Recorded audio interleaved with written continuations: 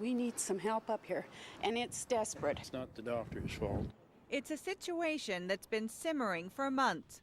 Physicians in Prince George complaining of serious staff shortages.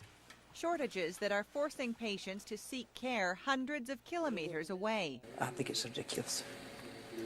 Absolutely ridiculous.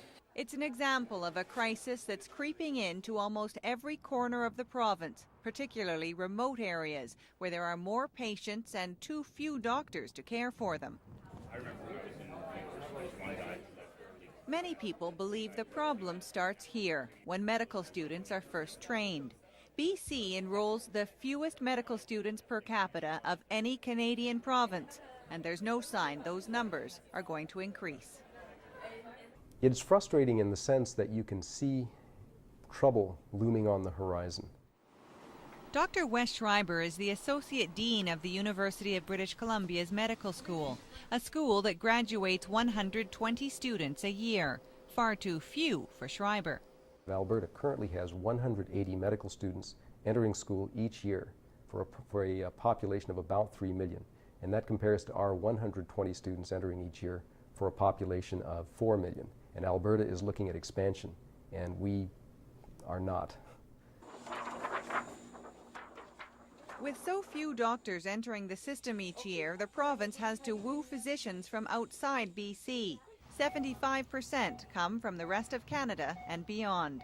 We can't really depend upon other parts of Canada or other countries to produce the physicians that we need.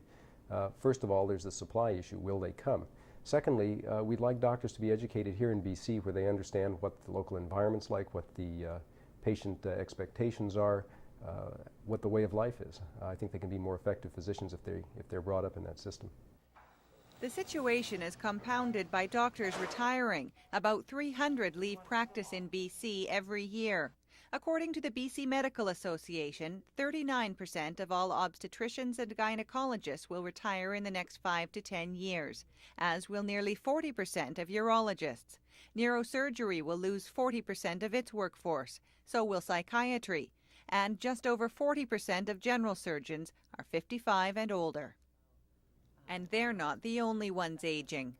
As people get older, as the baby boom ages, we're going to need more healthcare workers to take care of them. That's going to include physicians as well as other healthcare workers.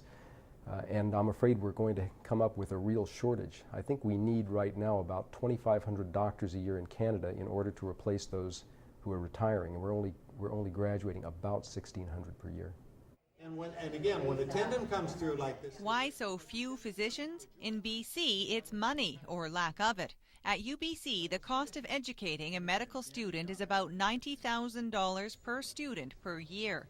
To double enrollment, a move the school says is necessary, would cost $65 million. Today, we'd like you to focus As the School of Medicine pushes for more funding, the provincial government says it's been focused on the nursing shortage and has no immediate plans to come up with more money. But healthcare experts say something has to happen. They say Prince George is just the latest call from doctors in smaller BC communities who say they are seriously overworked. You wouldn't let a bus driver drive under the circumstances I do critical care under. It wouldn't be safe. Would you rather not have gravel? The provincial government has tried to get doctors into rural communities, at one point trying to force new physicians into smaller towns by limiting billing numbers.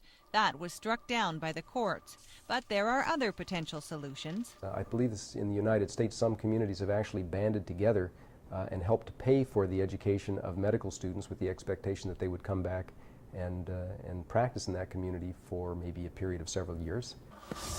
In the end, says Schreiber, a doctor shortage, no matter where it occurs in the province, happens for one main reason: demand exceeds supply. What's needed? In simple English, more medical students to produce more physicians, more residency training slots so that they can train, more opportunities in British Columbia for these people to find eventually places where they could practice. I think that we also need to look at incentives to get people to practice in areas that are underserved by comparison with the large metropolitan areas.